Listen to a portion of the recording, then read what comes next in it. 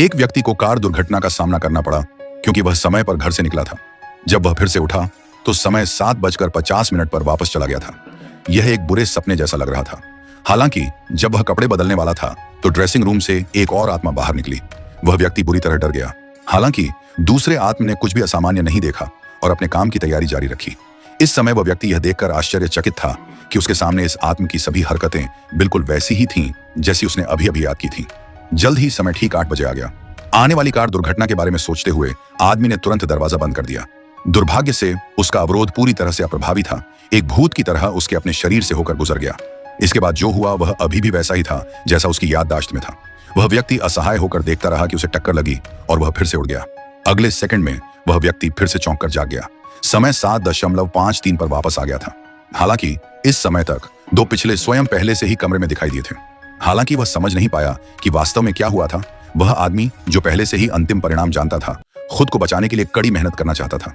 तेज गति से आती कार को देखकर आदमी को अचानक समस्या की कुंजी के बारे में सोचा।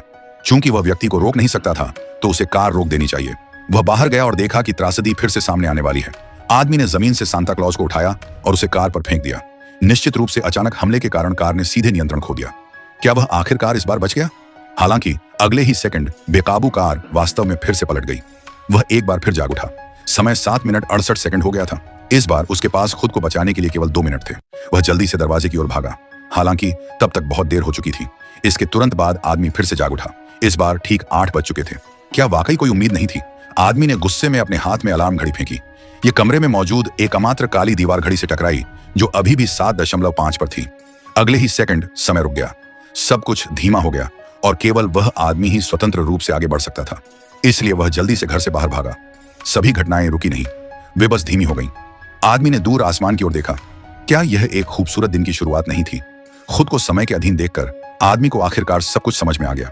उसने अपनी जेब घड़ी बंद कर ली। तुरंत वह पहली बार घर से बाहर निकलने के दृश्य पर लौट आया।